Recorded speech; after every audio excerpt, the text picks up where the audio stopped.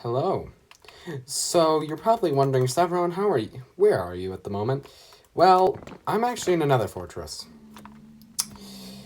I can explain. So what happened is yesterday, as of recording, I did a recording where I explored the Nether. I found two bastions and another fortress. Well, upon last night, as of recording, I tried to download all that footage, and it was gone. Just obliterated into nothingness. So I don't have that footage, except for this 4-minute clip that I'll put in right here. So watch that 4-minute clip.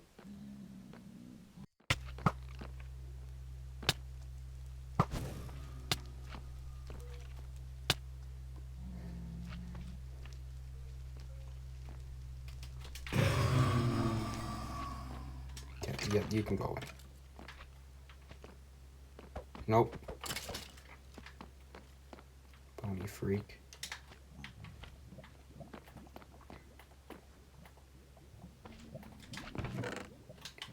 Saddles. Okay.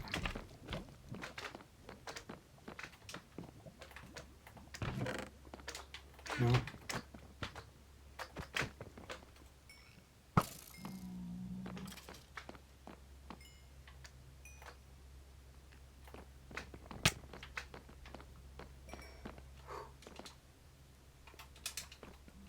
Eh, maybe one of these guys will drop a skull, huh? That'd be neat. Because drop rates are not that good on Wither Skeleton skulls. As I'm sure anybody who's ever tried to grind one of these would know. It's like 3.5 with a looting 3, which is what I got. So yeah, we're gonna just run around, kill blazes until we got a stack, and that'll sign off. Because I got another wart from that bastion, which is cool. Oh, there's stuff down here. Neat. All right. What's good about magma cubes is when they're in their small form, they can't really hurt you all that much, and your thorns will take care of most of their smaller numbers. So you can just focus on blazes. Eat up. They also give you great XP so you can heal up your gear. See? Most of my gear's healed up. Alright. Nothing. Okay. So how much are we at? We're gonna grind. Oh, wait, but I want the chicken. I actually need the chicken so I don't end up getting too low on hunger, and then I can't heal, and then I die. That would not be a pleasant time. Because then I'd have to haul myself all the way back out here with no gear whatsoever. Oh. Sick.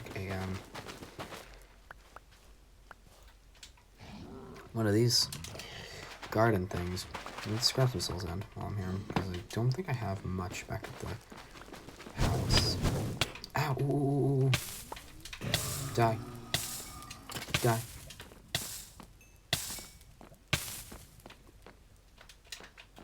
Anyway.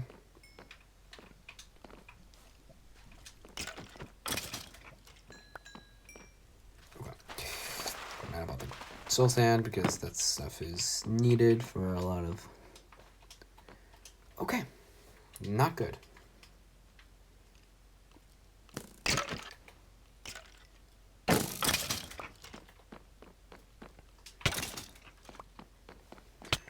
Oh wow, there's a whole nother part of this fortress.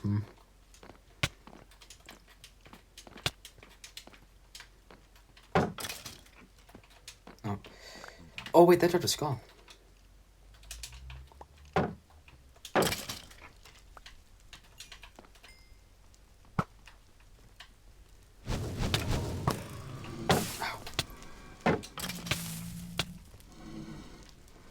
That dropped a skull, that's cool. Like that. Oh, okay. Yo.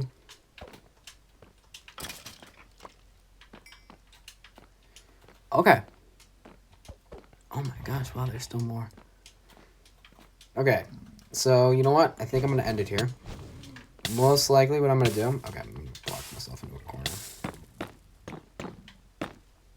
So most likely what I'm going to do is I'm just going to sit here at this nether fortress and grind blaze rods and explore the rest. If I find anything cool, I'll show it off in the next video. But I'm going to end it here because we did it. Disappointment, no more. So I'm glad you guys came out to watch me. I'll see you guys in the next video. Bye. So that's all I was able to recover. The rest is just corrupted and I don't have it anymore, which is kind of cringe, but you know, whatever. So here's what I'm going to do. Since I'm still here and I need to get some stuff anyway, why don't I just grind blaze rods and skulls with you guys, and I'll teach you guys some history. How about that? I did some research on the Battle of Thermopylae, which is the climactic battle during the Greco-Persian Wars. I think the first one. And I just did a little research on it, and I'm going to share what I learned. If you're wondering about sources, Wikipedia is my primary source. I did use a few others, but Wikipedia is the primary thing I use because it's a student's, like, best friend. It's actually everybody's best friend. A student of history's best friend is definitely Wikipedia still. Okay, so let's start at... We gotta have a little background information.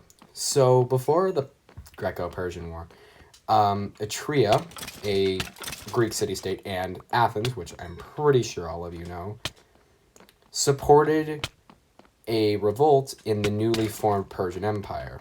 Now, the Persians, at this point, were still very weak. They were a young, growing empire that hadn't really gotten its footing yet. So it was kind of, you know, it was struggling a tad bit, is what I'm saying.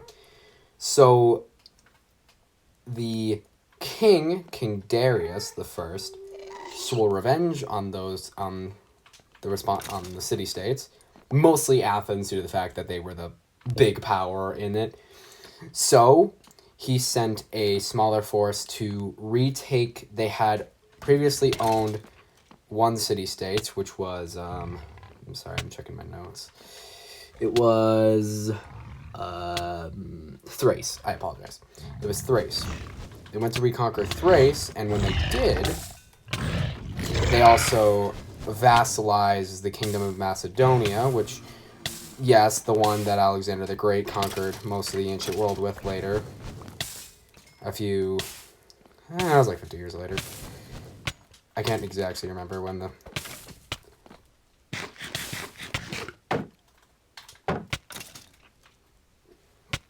So, after that, the Persians then sent messengers to the rest of the kingdoms, like Sparta, Athens, all of them, saying, hey, submit or we kill you all. We'll burn you to the ground. So they did so, and most of the city-states said, you know, fine, we'll submit. Except for Athens and Sparta were the main two that said no.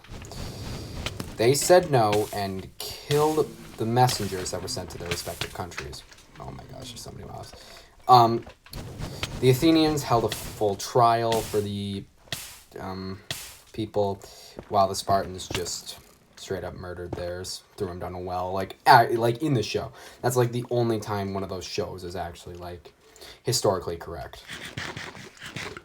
So after that, the Spartans did send two Spartans volunteered to be sent to Persia to kind of appease King Darius, but it wasn't really enough. So Darius started planning a invasion of the Greek city-states.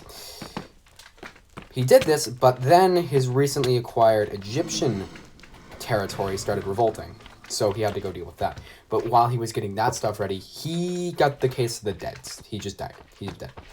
So he couldn't obviously go on. So the Persian throne, passed to his son Xerxes. Sorry, I'm back. After the Egyptian revolution was crushed by Xerxes,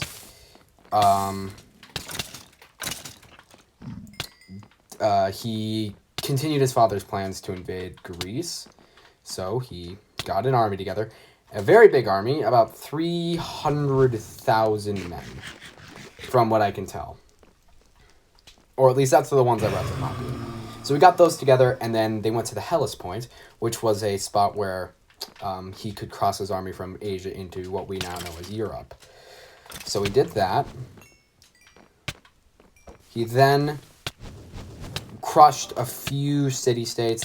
There were naval battles and all that good stuff. There were naval battles.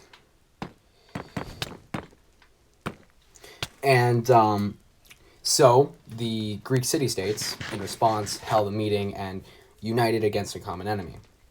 So the naval forces of the Greeks were led under Athens, because Athens was the naval power at the time.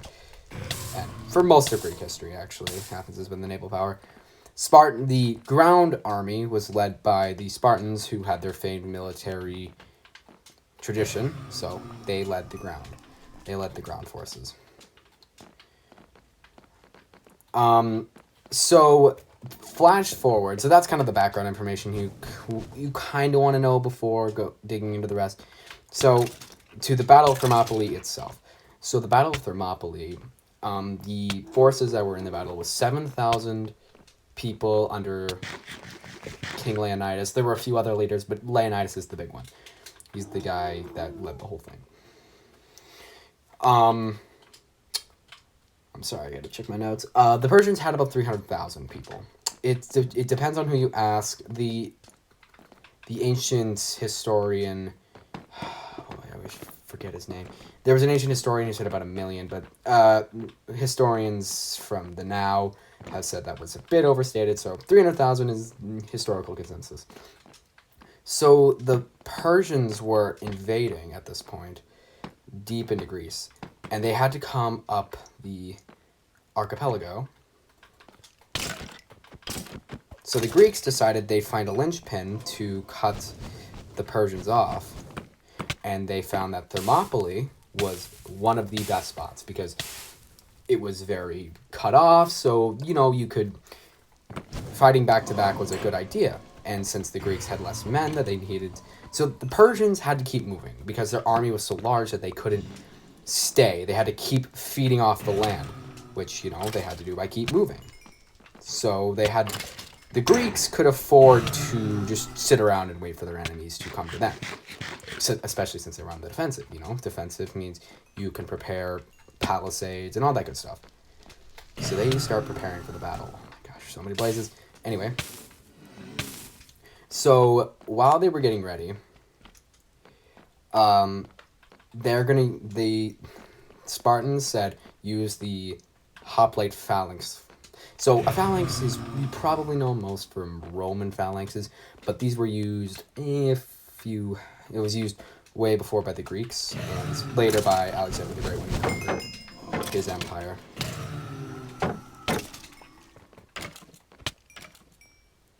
So it's not exactly a specifically Roman tactic, but it's a mostly Eastern Mediterranean. Wait. Yeah, I'm right. So the first day of battle, the Persians are ordered to launch a barrage of arrows at the Greeks. Now, this really didn't do much because the phalanx formation consists of overlapping shields, and the Spartan shields were mostly made of wood with a thin layer of bronze on it, so most of the arrows either deflected or got stuck in the shield. So not a lot of casualties on either side.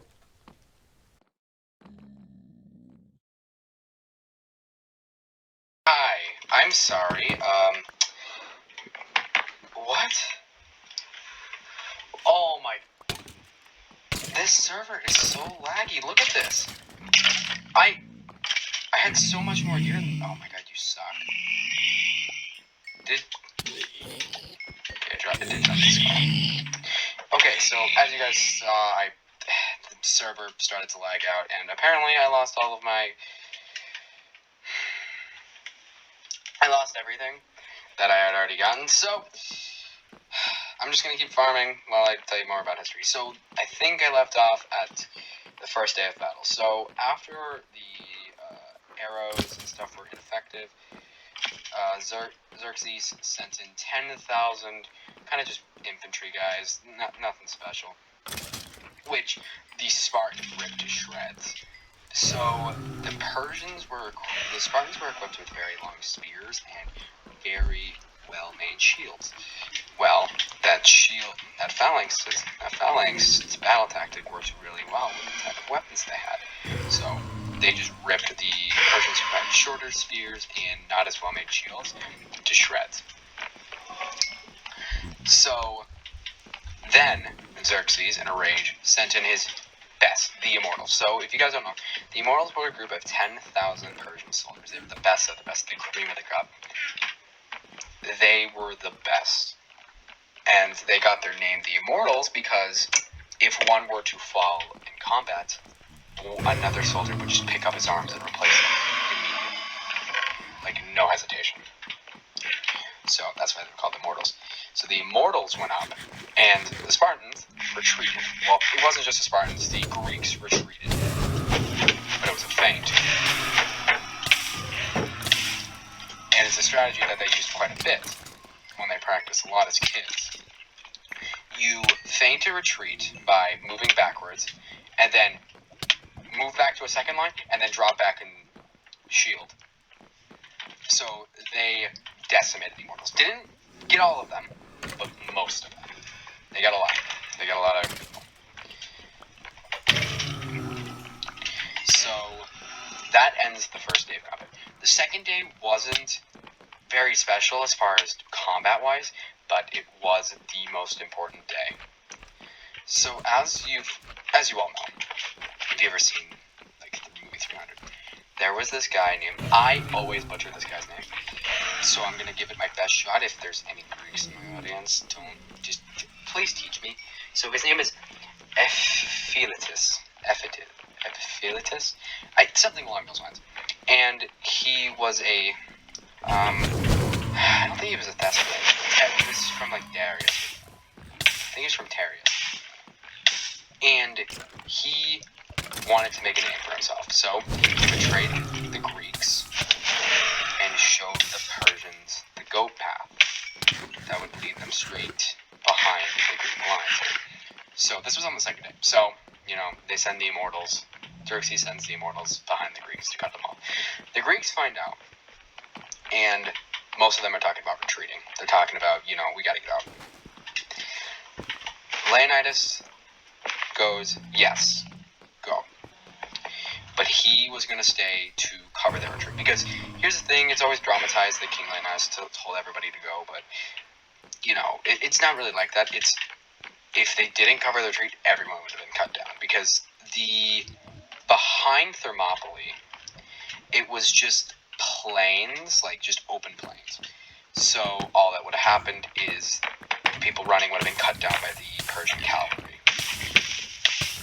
So the Spartans and a group of Thespians stayed behind. Now the Thespians stayed because they were traitors in their homeland, because most of their homeland was pro-Persian, so they kind of didn't have a choice to stay.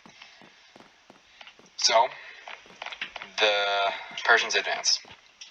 Now the Spartans, the Greeks fight valiantly. They fought and fought and fought. They did their best. But eventually, even Leonidas was killed. Leonidas was killed by a barrage of arrows. His body was fought over, but eventually these Persians got it.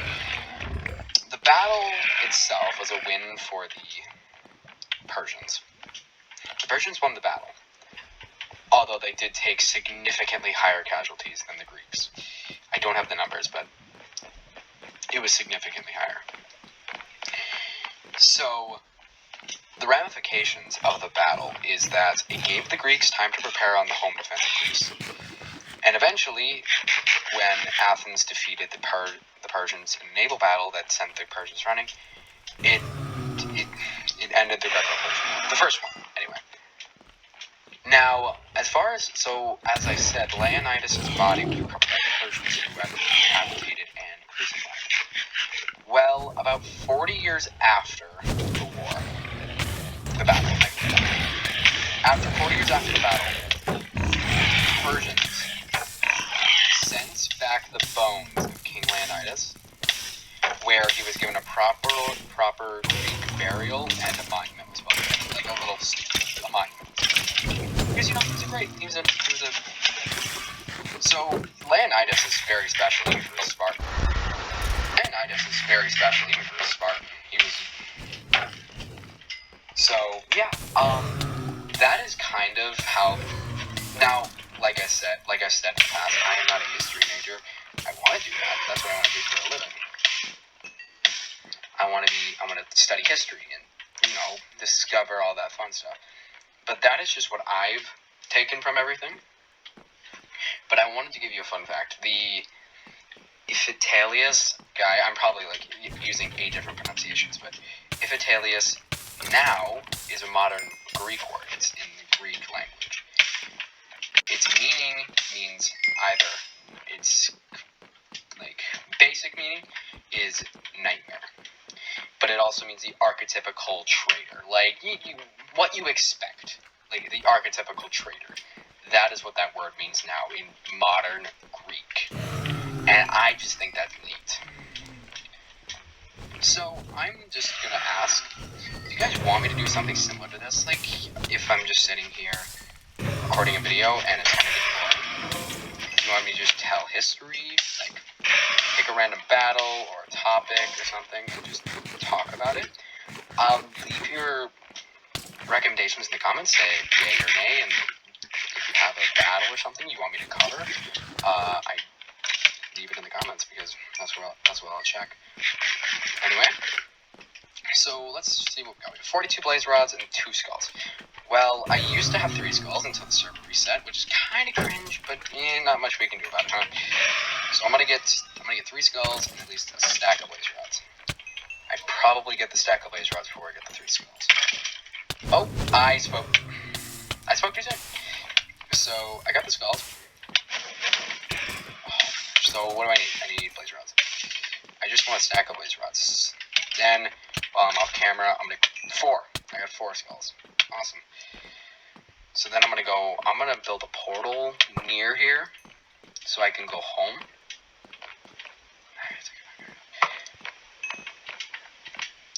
I'm gonna build a portal near here so I can go home and start getting some stuff together. So yeah, if you guys have any recommendations for stuff I should cover next, I would greatly appreciate it. I'm a big nerd. I'll give you guys the ones I know the most about. I know the most about ancient Greeks, American Civil War, and the Second World War. Now, if you want me to cover something in the Second World War, it has to be very specific, because especially even with the Civil War, you have to be very specific, because those topics I could talk about for hours at a time. So you have to be very specific about what you want me to cover. You have to say specific battle,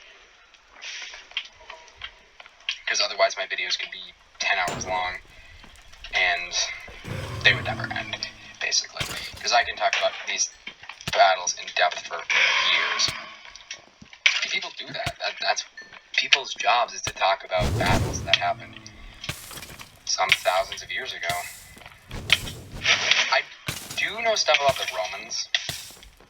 Not as much as I do about the Greeks. But I can always do a little studying.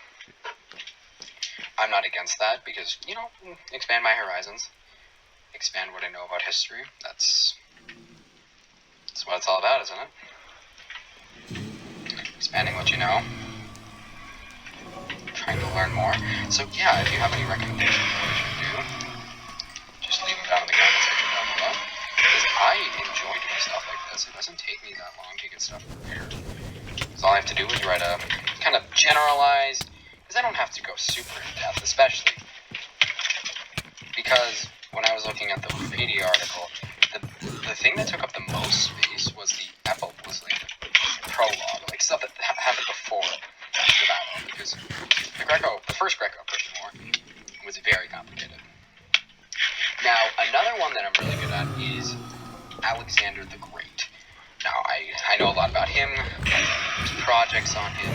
He's a pretty neat dude.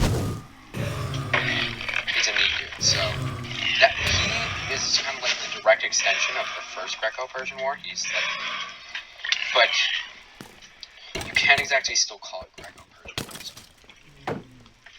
Because, you know, history shouldn't be summed up as the accomplishments of one man or one country, but him and Napoleon both changed history so much. It is incredible. Like, Alexander the Great laid the bedrock for what would become Rome and what would become the Second French Empire. So, Alexander the Great had a big change on history. So, okay, I got what I want. So, I'm gonna get to a safe spot and end the video. And wish you guys a happy day. Alright. Actually, this is perfect how I am. Yeah, okay. So, yeah, that's where I'm gonna end it. I'm gonna go find a way home. I'm gonna save these coordinates, and I'm gonna go. So, thank you all for watching.